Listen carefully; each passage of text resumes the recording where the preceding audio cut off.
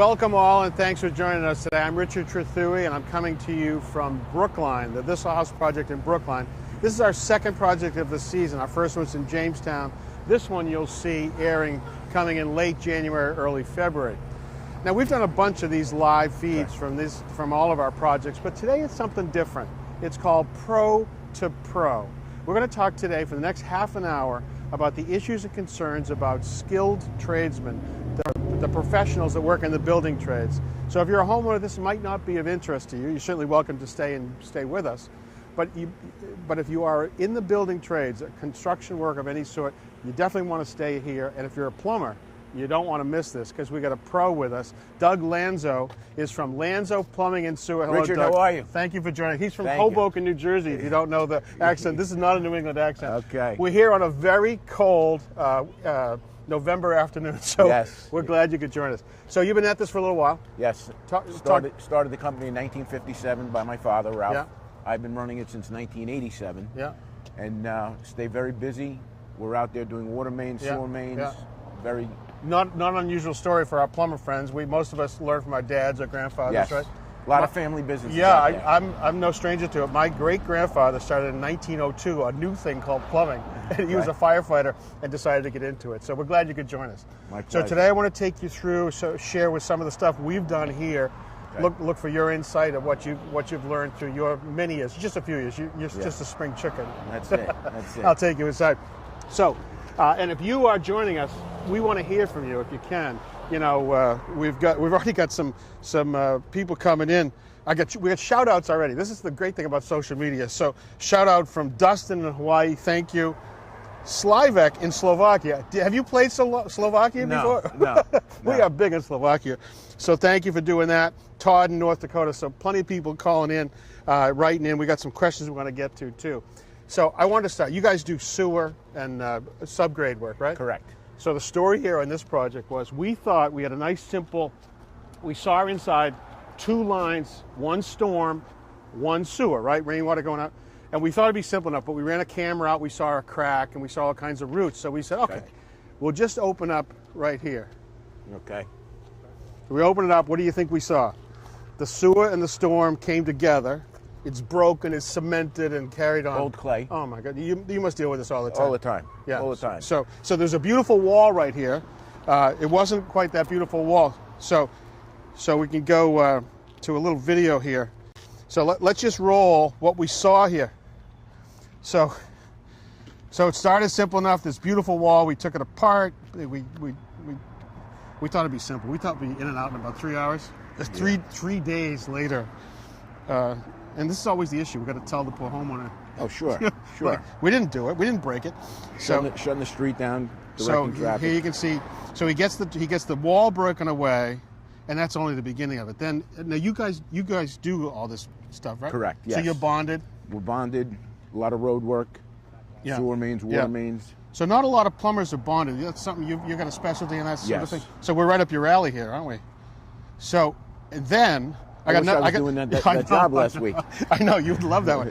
So now we get the thing open. Now we got to go, and so we do a trench box. So let's roll that video. Okay. So you guys know this. What do you got to share about trench boxes? Guys, anybody who's doing digs, sewer mains, water mains, it's important to use the shoring box. Anything over 4 feet deep, you have to be safe. Yeah. Everybody says, no, I'm just going to run down there for a minute. I'm just going to run down. You can't do it. You can't do it. Call for your markouts. Right. Make sure your box thins. So we get the trench box, and this is the grim part, the digging by hand. And of course, this guy's sewer continued to feed. It came all the way over. So there you can see the 2 old. Now, what do you use? What do you use down in your part of the world? There's a lot of clay lines by us. Most of it is clay. We run it to some Orangeburg, but most of it is clay. Yeah. Look at this right here. Do you see this right here? This is the water main, a ductile line or steel water main that has been in since 1880. We found out that it's come through here. Still under 50 or 100 pounds pressure, and we had to jump in on this thing. Have you ever had any stories? Absolutely. We had one in Hoboken. I don't know if you're familiar with the area. Frank Sinatra was from there. Frank Sinatra. That's it. Everybody Who doesn't know that? Everybody knows Hoboken. Blue eyes. That's it. But we had a 4-inch tap that we had to do on an 8-inch water main in Hoboken. Yeah. and it was from 1896. Yeah. The line blew apart, and the water was shooting about 60 feet in the air, and it was 18 degrees out. Really? Ice. You know, water freezes at 32. Yes, yes. That's it was for the a problem. pros, for all you pros out there. You guys know that. It was so what bad. did you do? It was bad. We had to shut the street down, isolate the area, salt trucks. I mean, the mess just from the ice was worse than the repair. Just get the hairdryer out to melt all the ice. Yeah, no, it was bad. It was bad. So, after a long story, they finally get it pulled together. They're going to go all the way over to the new storm sewer over here. So there's two new lines here. Let me show you up in here. Okay. So it comes up to here, and then we realized in the original 50s house they used to bring the rainwater inside the storm inside the building. The new rules are no way. Can't do it. So a lot of the areas in Hoboken and in Jersey City still have those commingled sewer. They pipe them right into the basement. Right. Into the sanitary. Any municipality saying we don't want to process all this rainwater. Can't do it no more. Right. So now, right where that piece of equipment is, now will be a monstrous rainwater catch basin, a big dry well. It's going to be monstrous. And so let's run a little B-roll, because just last year on our last year's project, we did this. You do this all the time, right? Yes. Because you don't have storm sewer B-roll. So it's a big pit with gravel, retention tank. Yeah. Put these pre-made chambers, cast chambers. So, and then it goes together. So, and that's the new rule. So we're going to run a perimeter drain around this entire building. Every bit of rainwater falls this way has to come 180 around the building, right? And it's going to exit right to here. But it'll be retained on the property. Right. All right. Same guidelines in New Jersey. Can we go inside? Absolutely.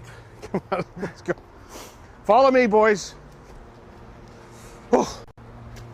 The heat's not on in here yet. Yeah. So we've got. We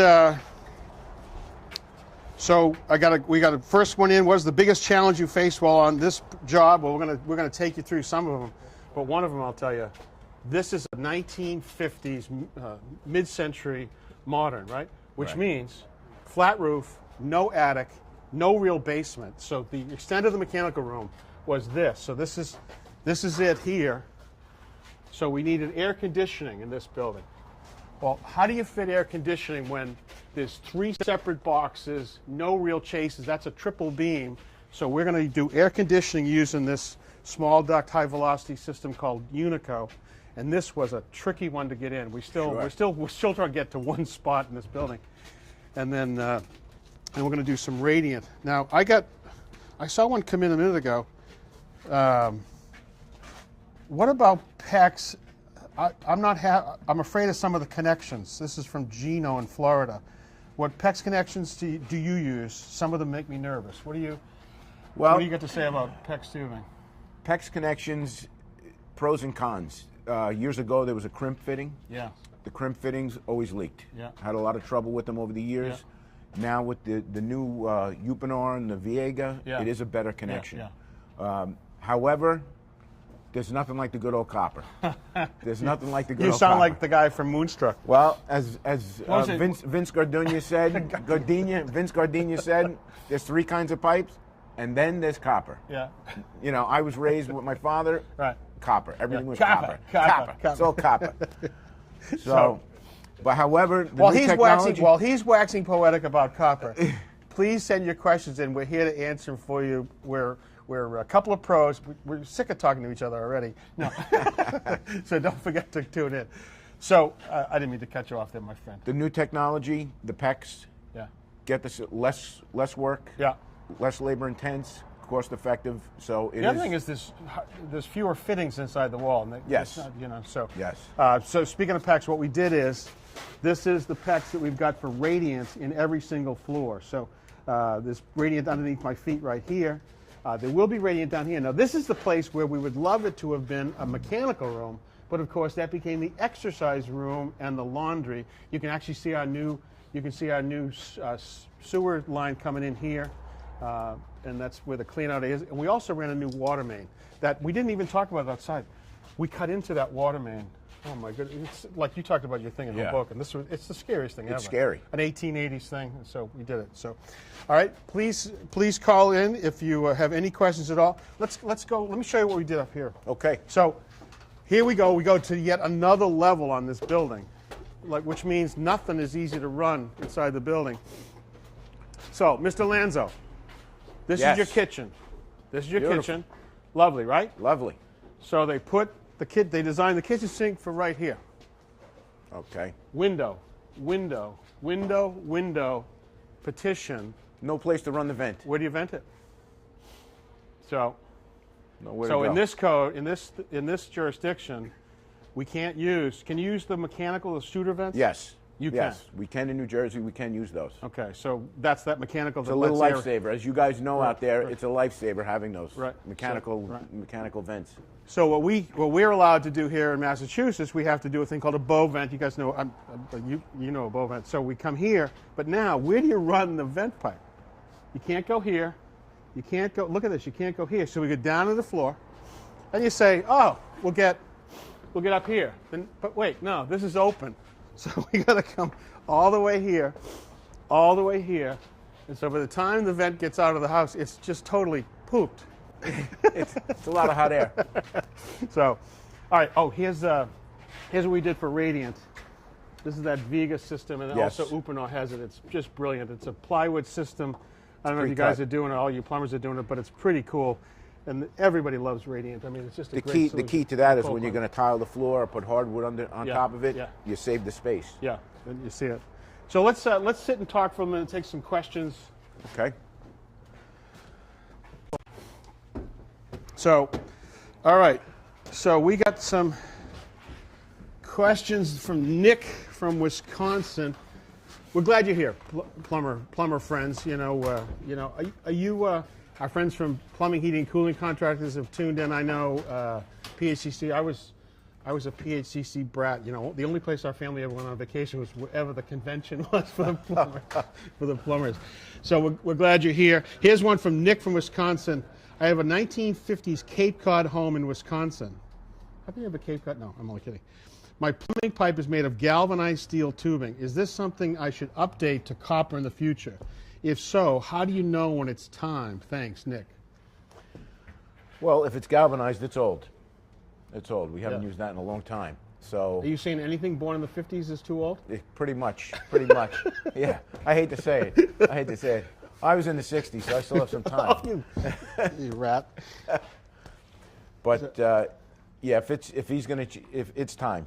Yeah. It's time. Yeah. And a lot of times the galvanized also, as you guys know, they get clogged up. We get a lot of water mains that are galvanized, and we have to replace them due to low pressure. Yeah. So it's a common problem.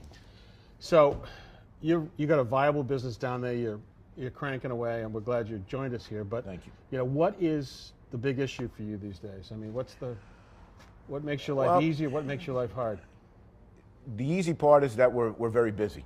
So that's easy. Mm-hmm. The tough thing is getting good qualified technicians that want to work, that want to be on call, that want to get the job done.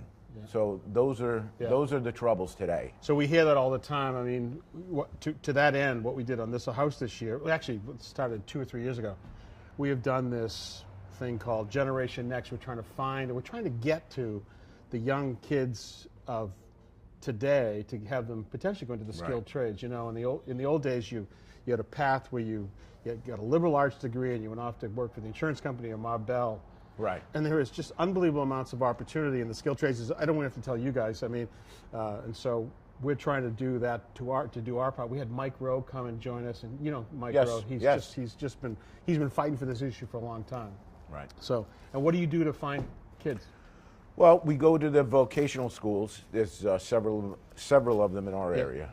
The key is, you know, if there's a dozen graduates, how many are really going to want to do the job, and how many are going to make it. Yeah. So you have to look for the best, and you hope you get a couple of quality people out of it. You also have to explain to some of the young kids that when you work in new construction, the minute the heat gets turned on, it's time to leave. That's right. Like That's right. Like so, it's freezing. Yeah, you're working in cold weather, snow, rain, and everything else. That's right. We got some shout outs to Ryan in Pennsylvania. Thank you, Ryan.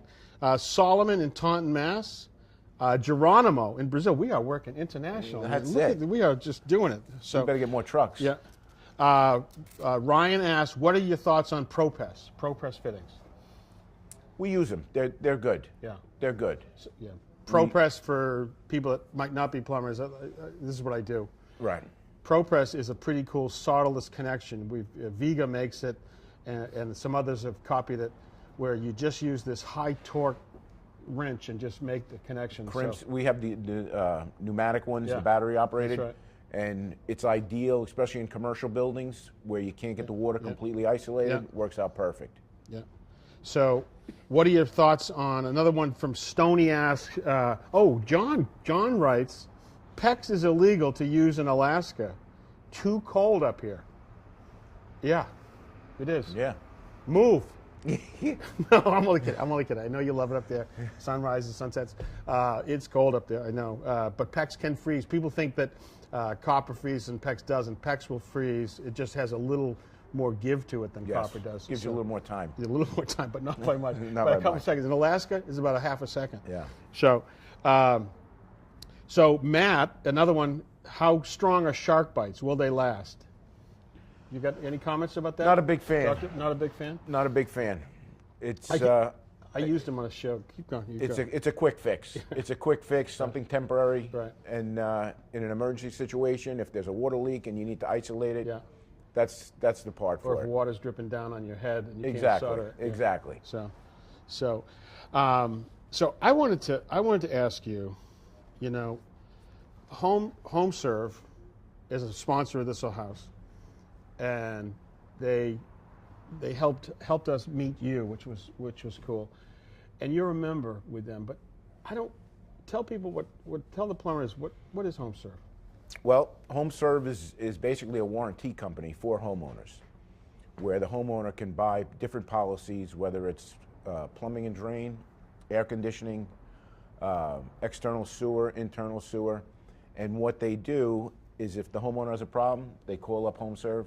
There's call centers. They take the calls in, dispatch the calls to us, and we go out and do the service. Okay. But at the time, I mean, you were a viable business, a going concern. You're cranking. Why would you even bother with HomeServe? I mean, why did it make any sense? We're always looking for something else. Yeah. That's our thing in the business. We're always trying to get more work. How can we improve? How can we increase the customer service? As you know, all the contractors out there, it's all about customer service. You need to keep the customers happy. You need to keep the employees happy. Right. It's right across the board. So in this case, you get additional business. You don't have to advertise, and you get paid. And we get paid. Which is not a bad thing. It's an is amazing it? concept. You get paid. Yeah. Like, you're not chasing the money. what do you do when people owe you some money there? It's terrible. It's terrible. It's terrible. You got to chase them around. You have to chase them around. That's one thing you don't have to worry about with HomeServe. HomeServe is quality to deal with. Yeah.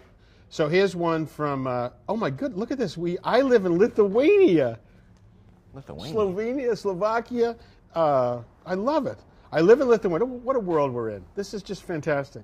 I live in Lithuania, and we use polypropylene mains piping. Is it available in the U.S.? So you want? I can take it if you don't.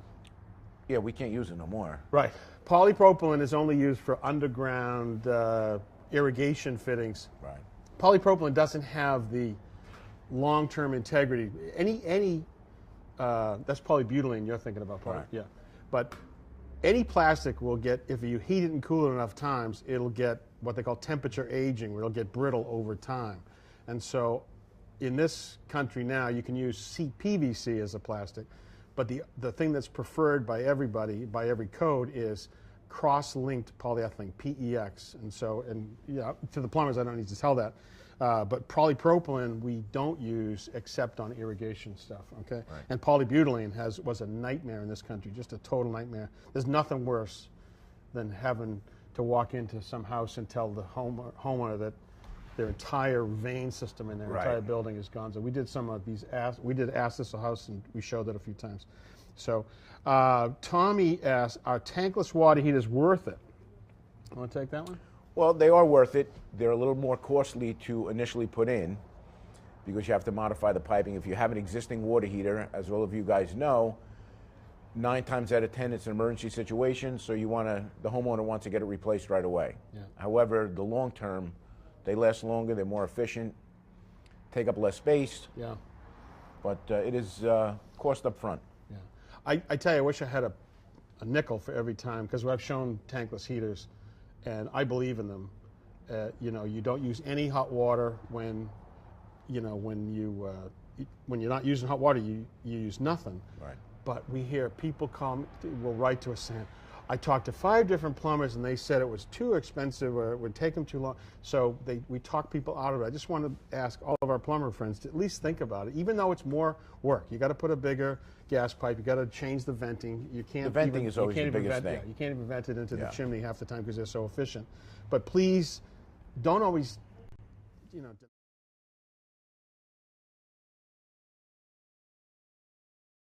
Question. Thank you, everybody, for this is really fun. What pipe glue do you use? Since I'm not sure on what connection we're talking about, but this is Mikolai. What pipe? So I guess on PVC. PVC. So yeah, I'm not sure what we can glue. work with the answer on that one. So here's one from Facebook. Laura Coleman. Can radiant heating be placed in walls? And I can take that one. I'll take that gladly. Yeah, go ahead. So. Go ahead. There is nothing better if you're going to build some beautiful shower. So do it in the floor and do it in the walls and do it at the bench and make all those surfaces that would be this is in cold climate. You don't have to do it in Florida. But in the cold climates, there's nothing better to think in every dimension. The more surfaces you can get covered to be conditioned, the lower you can run the water temperature, the more comfortable you'll be. So yes, do it, do it, do it. Just make sure you don't put it in places where someday in the future they would put a grab bar in later, because that's not good. Then it becomes a sprinkler system. Not to interrupt, but yeah. the radiant heat in our areas is ideal for outside the driveways. Oh. We do a lot of that. The winters that Snow we have, melting? the snow melting, Yeah. it's outrageous. It's wonderful. So we're doing that here, you know. So right at this end of the building, we've got a driveway that pitches exactly into the garage. It would just be a nightmare. So we did a trench drain at the end. Okay. We're doing snow melting, antifreeze, all of it. You know, it means a little more work with a heat exchanger, but definitely worth it. David from Facebook says, hello, my house was built in 1821. No sump pump in the basement. Is that a difficult job for the homeowner to do? Just got to dig, boy. You got to dig. You got to dig. Depends how much work you want to do. You got a pickaxe? That's it. Chop up the floor a little bit, sink the pit in. Right. So I was talking to somebody today that he just bought his first house, and he bought the house in the summer. And now, as he goes into the fall, the water table has raised. We've had all this rain. So he had 2 sump pumps, but didn't see them go on ever in the summer. So he just came home from his honeymoon and found 6 inches of water. The 2 sump pumps failed. He finds out that the water table at this time of the year is now. He bought a boat. He has a houseboat. He has a leaky houseboat. Oh my God! I'm not laughing at you, Mike. Sorry. So, what are your thoughts on press fit universal fittings? Technology has come so far. Any thoughts, longevity? I'm not sure what press fit. I guess is that SharkBite. Maybe SharkBite or ProPress. So here's one. New hot water tank. No hot water pressure, very low. Old pipes, anything to clean them out. I don't know how you answer that. This is Dominic from Facebook. Unless they heated the top of the fitting on the water heater too much and melted the tube. Melted the dip, the outlet. Could be. All right, we got questions coming in like crazy. We're not going to get to all of them. So Mandy Gayala says, house is 1870. You a lot of old houses out there. And so are the pipes. Here it is. It just keeps jumping around. Replacing cast iron stack and drains to the city line and installing sump pit and sump pump and back water valve. Yikes. Day 3 of a $20,000 replacement because tree roots. Will we be okay with replacement pipes? Yikes. So $20,000, that's like a deposit for you. Yeah, I don't know about that. I'm only kidding. That's a common problem, though. The roots, we do those all the time. Yeah. Especially with the HomeServe policies. That's with the clay lines. The joints are just really pushed together, as you know, the 2-foot sections. Yeah. And we're always doing repairs with the roots. Yeah. So we had roots here. That was the beginning of all this stuff, because there was a tree here. And what happens with these roots is they just get in there, and it's a perfect place. They feed off the water. They love everything you're sending down from the kitchen sink. And so, you know, what we found here was we had the old Orangeburg here, and those are sections pulled together with cement, and they put hemp and everything else to make the connections. And then we had to find all these new mechanical connections, the Fernco's, to make them up. So one was asbestos covered. This is on the drain line, so it's okay. Asbestos covered cement, and the other pipe was the Orangeburg. So we had to figure out all the adapters to make this. Problem is all those pipe have different thicknesses. That's right. So to try and match them up is brutal. So I hope that helps, Mandy. I'm not sure. It sounds like, you know, the nice thing is, if you get it all done, you'll at least be good for the next 100 years for the 3 more people after you own this house. This is Todd from Facebook. I get letters for water line insurance for the main line from the city, from the curb to my meter. How common is it for that pipe to fail? Thanks from New York. Todd Smith, I get letters for water line insurance. That's probably a letter from HomeServe. Is it? Yes. And it is very common for them to go. Yeah. And that's one of the main policies that HomeServe has. And if it's a copper line, we repair it. Yeah. Or if it's leaking underneath a porch or something like that, then we do a full line replacement. Yeah. But that's a very, very important policy to have. Cool.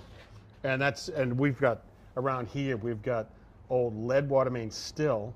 We have galvanized water mains, and those are going to go too. So, there's a lot of lead ones still. So we got a chance to do the story from Flint, Michigan this year. I'm so lucky I get to do some of these cool stories. But we went to Flint, and we saw this technology where they can dig out front, and then with this satellite-driven drill, they can drill into the house and put the water main in. They can drill it without having to trench. It's just, you know, it's from the drilling industry, you know, where you can have these, you can change the orientation. It's just crazy cool. We do something similar when we do them. We have a pneumatic bullet. It's called a mole. Yeah. And we drill a hole inside the house, and a lot of the utility contractors use it. Yeah. And then we just shoot it, dig a hole out front, and shoot that bullet, connect the pipe to it, put it in reverse, and drag the pipe right through. Cool. So we eliminate a lot of the excavation. Great. So. Awesome. So we're running out short on time here. So let's see who's left here. What type of flex is best to use? I'm not sure what that means. This is Albert on YouTube. So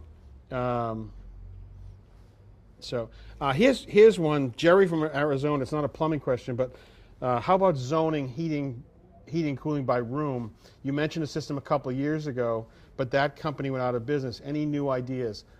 The answer is, I hope there is. That technology I still believe in. This was this amazing battery-operated zoning system that the company was a startup, blew through all of its money, you know, but it's a way to fix all these hot air systems, many of them that are done sadly on low bid. Right, you know, the pain of low bid lives long after. Long after the job is done. So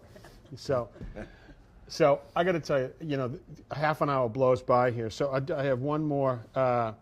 Santiago on YouTube asks, just bought a new electric hybrid water heater. Any advice on required maintenance? So the hybrids, you know the hybrids. Yeah. So a heat pump on top. On any water heater, if you're, I'll answer it. You got to. I would drain off the bottom. I was just going to say, just drain it off. Yeah. There's never been a better dirt separator than a water heater. That's right. Anything that comes into the house is landing in there. Goes to the bottom, and so you want to. It's really just a separator. So if you can. One more here. Matt on YouTube asks, is a whole house humidifier installed within the realm of the average DIYer? And so a whole house humidifier, I'm assuming that would be onto a ducted system, so you put it on the return side, and it's really just a water line. The caution I would say is don't use those little awful saddle valves that come with an ice. They always leak. Yeah. They always leak. Right. So thank you, brother. Thanks for joining us. Thanks for having me. You are a total pro, and thanks for having me. I love having you here. All right. Okay? So we're going to try to do this more often, you know, and that's what this Pro2Pro series is all about. Getting to do another one of these on December 5th. We're going to, you know, we're really trying to appeal. plenty of contractors watch this house. Many of them only watch it to try and catch us doing something wrong. We understand that. But beyond that, many of them, most of you say, they want to see the new technology. So what we want to do is when we do our next one, we're going to talk about the next generation of HVAC, these high efficiency heat pumps that everybody's talking about that can give you plenty of heating and cooling even on a 0-degree day. So, and be sure to go to the Pro2Pro part of our website, Pro2Pro on thisoldhouse.com. It includes a free newsletter if you're interested. We're really trying to expand our outreach to the contractor pros. You know, you're out there every day slugging it out, doing what we do here on the TV side all the time. We'd love to have you be better partners with us, and so please join us. So if you'd like to join us, please do. We thank you for tuning in today. Thank you, Doug, for being with us. Okay, thank you. We'll be here. See you December 5th.